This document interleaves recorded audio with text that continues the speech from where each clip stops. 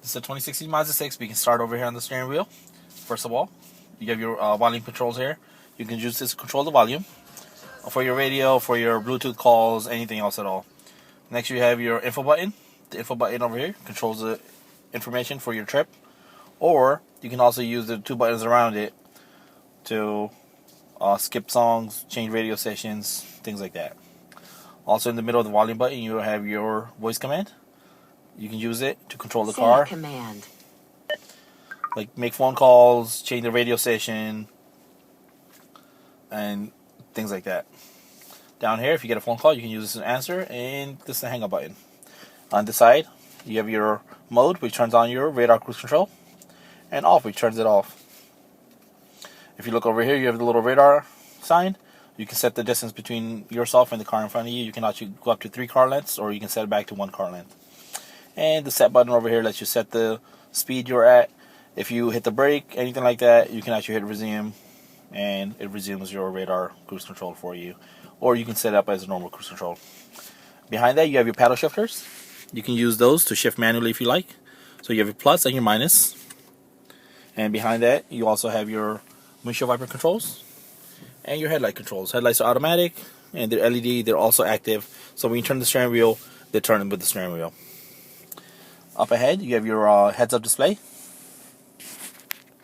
Your heads-up display shows you your speed, your radar cruise control, your navigation, and any important information that you might need while you're driving. Then we come to the center over here. This is your infotainment system. This is the most important part of the car. It lets you control almost everything on the vehicle. We're going to start here on the left, which is the applications. Your HD traffic map. What it does, it gives you a map of the traffic when you're driving, as long as, after you put the navigation in there, lets you know if there's any delays, anything like that on your way. Fuel economy monitor tells you what you've been averaging. The IE loop, what it does is it's regenerative braking. When you hit your brake, it collects all the energy and uses that to power the radio, things like that. Gives you better gas mileage. Again, if you go under applications, it takes you back to the normal and vehicle status monitor. If there's something wrong with the vehicle, it will tell you, like, low fuel. If an engine light comes on, anything like that, it will tell you there. And maintenance, when your maintenance is things like that are due, you can set that in here and remind you when your oil changes, tire rotation, things like that might come up. Second over here, we have the music.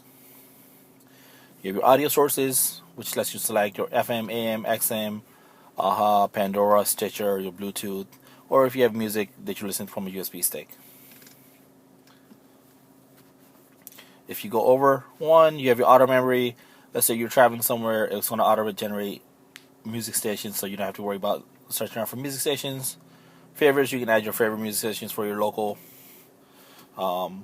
city.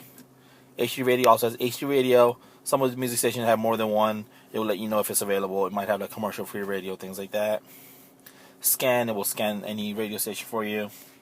Tune, you can tune manually using the rocker dial down here.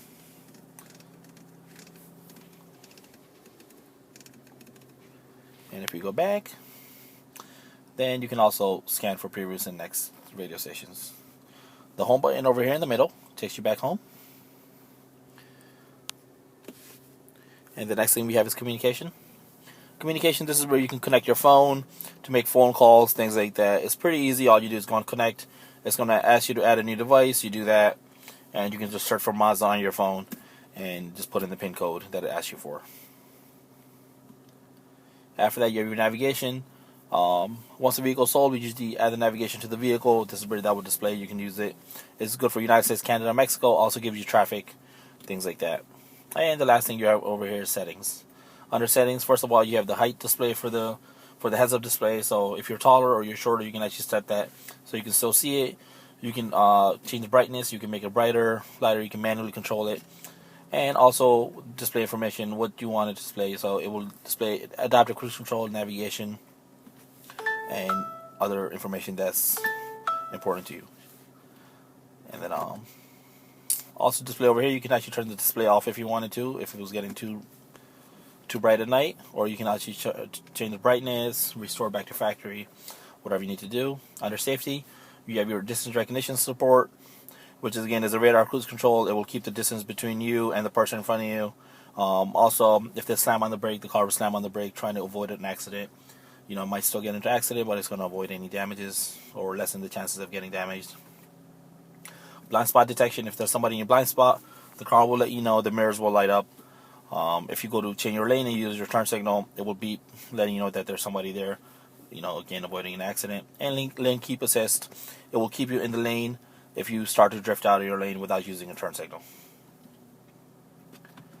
Then you have your sound. You can set your bass, treble, balance. It has a Bose center point surround sound system, so you can set that here as well.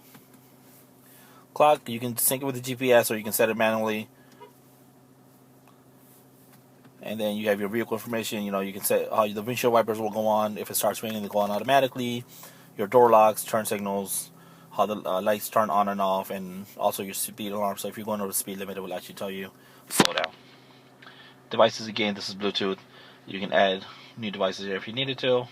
And the last one is the system. This is where you can reset the system, change it from Fahrenheit to Celsius if you wanted to, miles to kilometers, and also your music database update. If you're using an iPad or iPhone, you can actually plug it into the USB and use it as a music database and control your music over the voice command.